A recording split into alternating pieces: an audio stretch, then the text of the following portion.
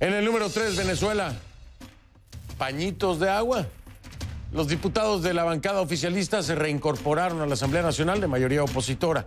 Juan Guaidó, reconocido como presidente encargado por más de 50 países, calificó la reincorporación del oficialismo como pañitos de agua para la aguda crisis que vive el país y dijo que el regreso prueba la fortaleza del Parlamento como único poder legítimo. A las sesiones también se reincorporó el vicepresidente de la Asamblea Nacional, Edgar Zambrano, tras pasar 4 meses detenido de forma arbitraria. Mientras tanto, Nicolás Maduro está en Rusia, donde se reunirá con el presidente Vladimir Putin.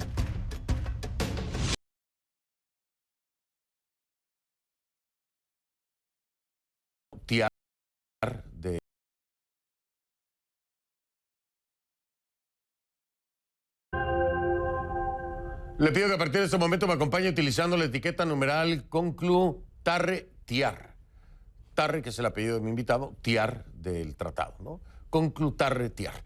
Recuerden que recibo sus comentarios con esta etiqueta conclu tarre tiar a mi cuenta en Twitter, @soyfdelrincón, @soyfdelrincón. En Venezuela, oficialismo y oposición se anotaron como victoria el regreso de los diputados oficialistas a la Asamblea Nacional.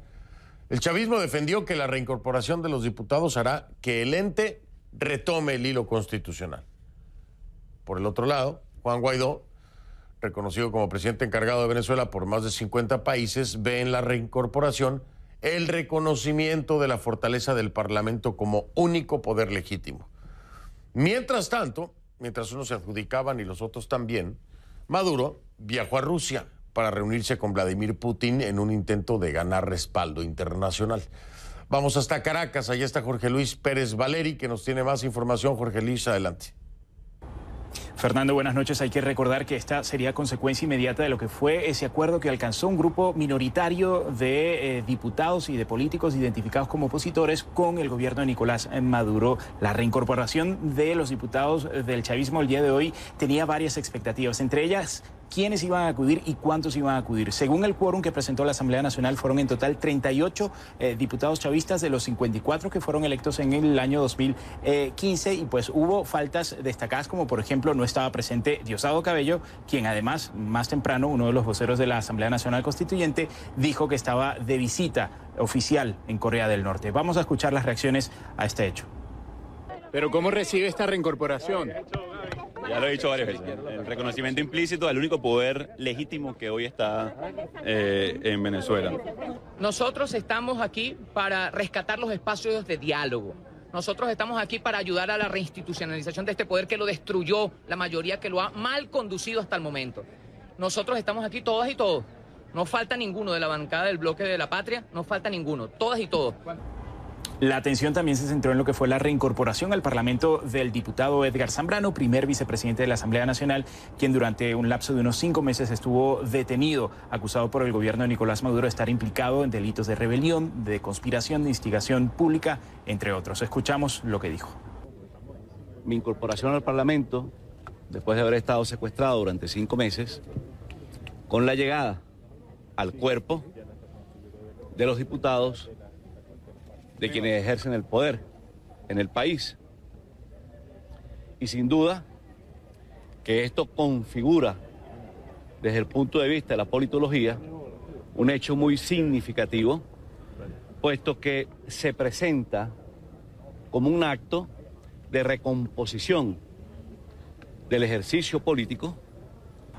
Y en las próximas horas hay expectativa no solo de cara a lo que va a ser la reunión entre Nicolás Maduro y Vladimir Putin en Rusia. Está ya la comitiva y la delegación que acompaña al cuestionado presidente venezolano. También en torno a lo que ha sido la reacción de Uruguay, Fernando, de denunciar el Tratado Interamericano de Asistencia Recíproca, el TIAR, porque considera que la forma en la que se está aplicando en el caso venezolano es contraria al derecho internacional y podría buscar abrir el camino hacia una intervención militar extranjera en Venezuela. Eso es lo que dice Uruguay y por tanto ha decidido retirar al país, el gobierno uruguayo, de este acuerdo de defensa regional. Fernando. Gracias, Jorge Luis. Efectivamente, Jorge Luis Pérez Valeri desde Caracas. Efectivamente, vamos a hablar bastante sobre eso, sobre el retiro de Uruguay del TIAR, las justificaciones que dan y obviamente damos el derecho de réplica a mi invitado de esta noche, que es Gustavo Tarre Briceño, embajador de Juan Guaidó ante la Organización de los Estados Americanos. Vamos con él.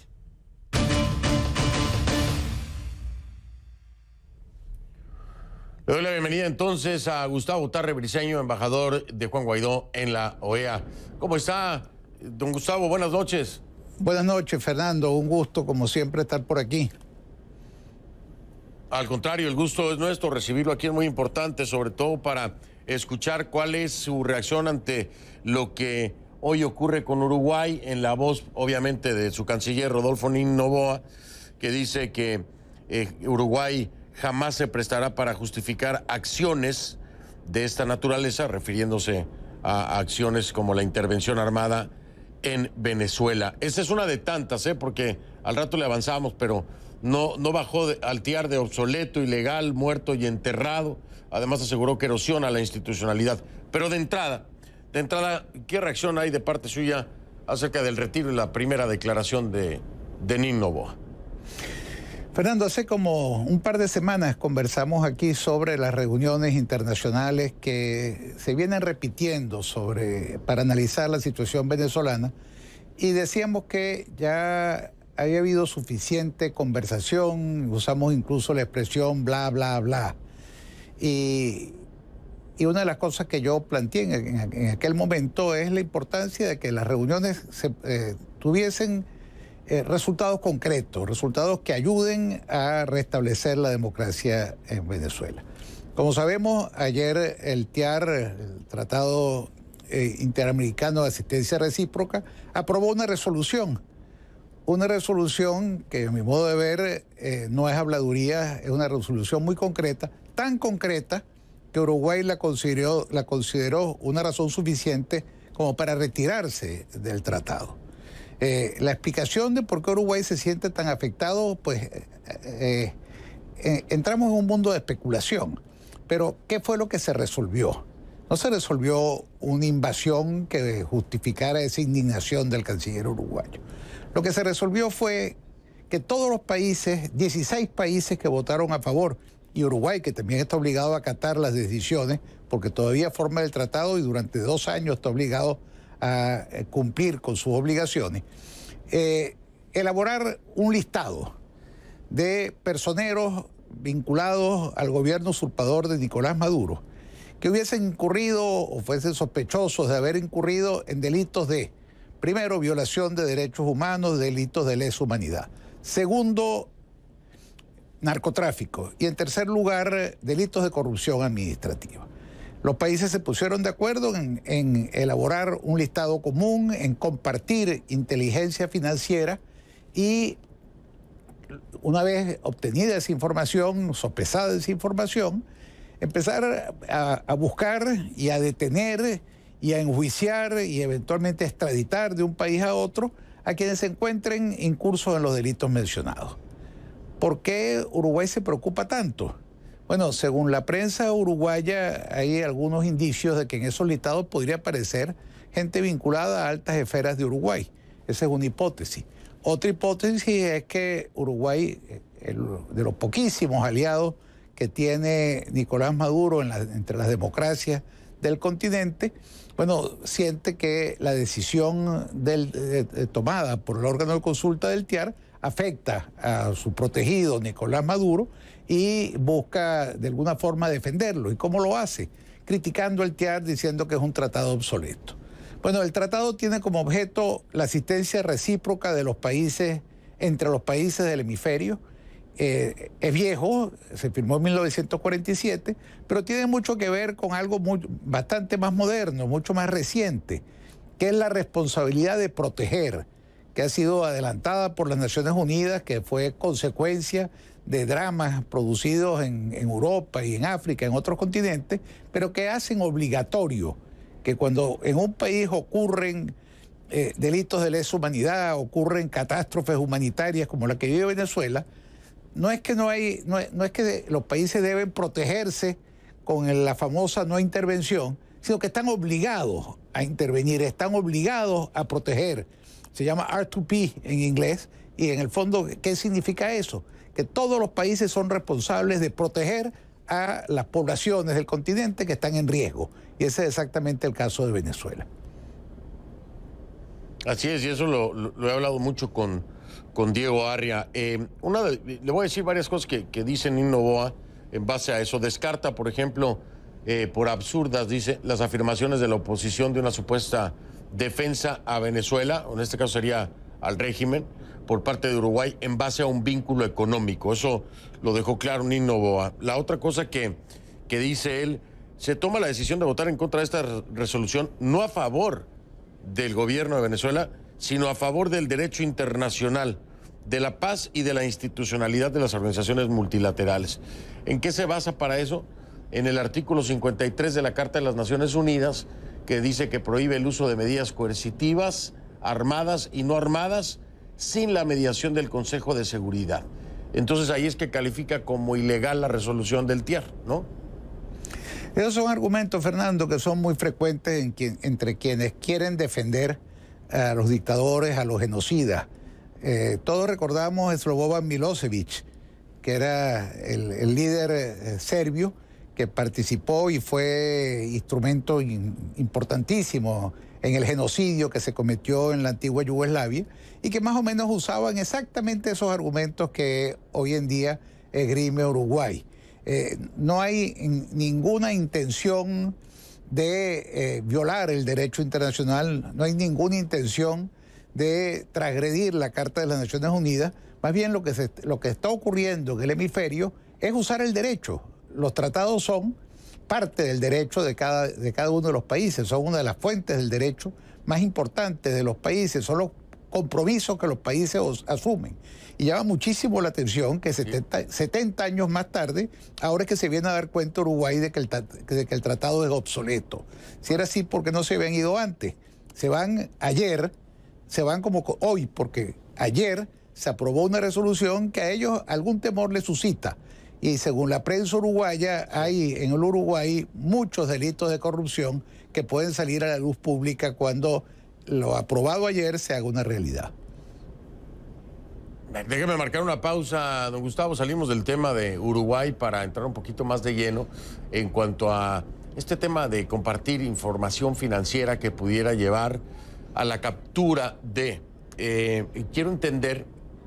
bueno, ahora sí que voy a retomar algo más de Nino Noboa. Dice que la resolución permite el ingreso de extranjeros a Venezuela para la captura, extradición y sanción de personas, ¿no? Sin el consentimiento de ese país, en fin. Pero bueno, esto es muy importante porque quiero entender hasta dónde el TIAR le da posibilidad precisamente a la justicia de alcanzar a los que hasta ahora parecen inalcanzables. Me platica después de la pausa, si le parece, don Gustavo. Estoy hablando con Gustavo Tarre Briceño, embajador de Juan Guaidó en la OEA. Ya regreso.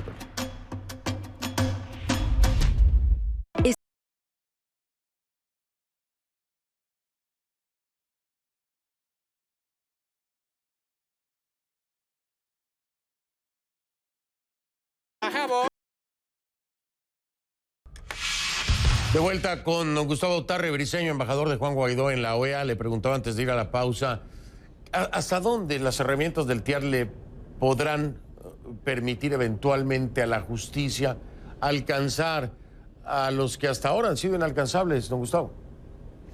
Mira, precisamente esa es la intención. Un expresidente de Venezuela decía, nadie roba para los nietos. Toda la gente que se ha enriquecido de manera ilícita, y las sumas son astronómicas, Fernando, se habla de 300.000 millones de dólares que han sido robados al dinero del pueblo venezolano.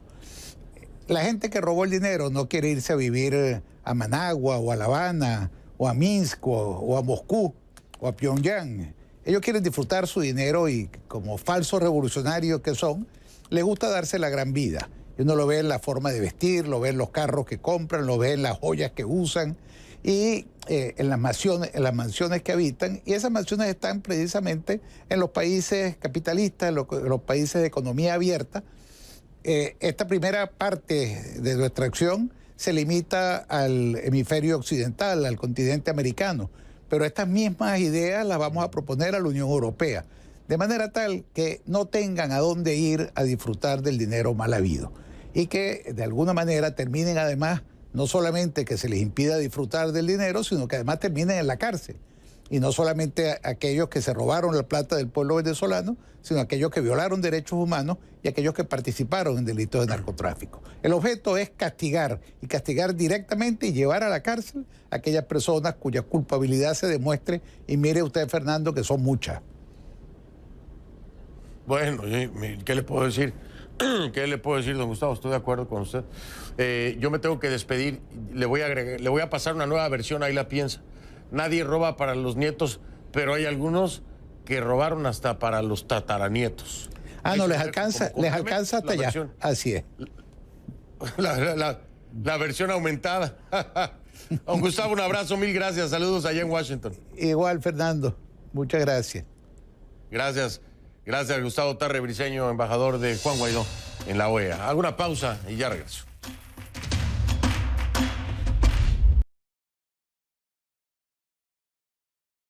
El domingo en CNN. Soy Fernando del Rincón y como siempre le digo, si no lo vi en Conclusiones, no lo vio. Si usted me lo permite, nos vemos mañana desde Nueva York, en vivo, Conclusiones. Hay entrevista con un presidente, pero no le digo cuál. Véanos mañana. Pásela bien.